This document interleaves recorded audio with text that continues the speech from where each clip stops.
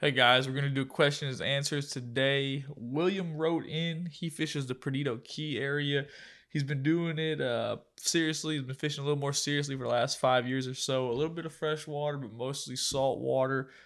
His question is: do you use fluorocarbon as a leader when throwing topwater lures, more specifically walking baits? I do. Here's the intro.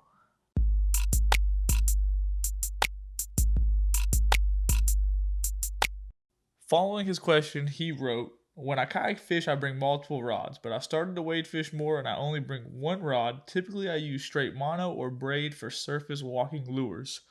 So his question is about throwing topwater lures. He is curious about what we use when we use our walking baits. Is this a topwater just walking back and forth? And yeah, I do use fluorocarbon, okay? I use the same fluorocarbon year round now, unless we're going offshore or we know there's a bunch of Spanish around. But if not, just typically going fishing, red fishing, trout. I use 15-pound fluorocarbon. I use the Seagar stuff. It doesn't matter if you use Andy or Berkeley or whatever. It's all the same. Okay, don't stress out about it. Yes, fluorocarbon does sink in the water.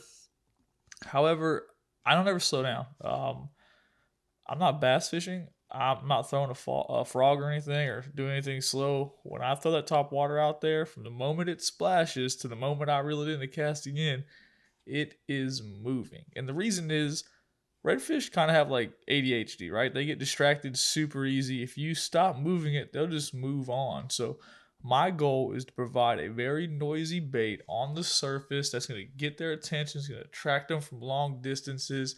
And if they come in and swat at it, the first thing I tell clients is don't stop, just keep going. I tell that before they have the first hit, because if you change cadence, they don't want it anymore. So I can look back on a select few occasions where I've actually stopped that lure. So if you're going to stop that lure, yes, the fluorocarbon is going to sink a little bit in the water. That's going to cause the front end of the lure to drop a little bit. But I used a 15-pound fluorocarbon because it's super light. And it's going to allow that lure to have the most action side to side. I also use a loop knot.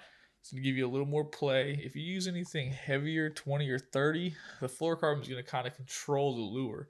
And we don't want that because we want the lure to move as easy as possible.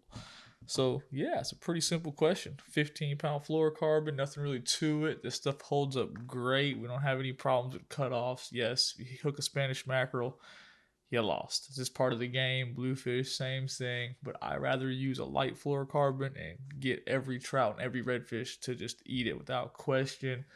I attach the fluorocarbon to braid using a modified Albright knot. The braid on all of our inshore rods and reels are 15 pounds. And we don't have any questions or any problems. So 15-pound fluoro, 15-pound braid, we're good to go.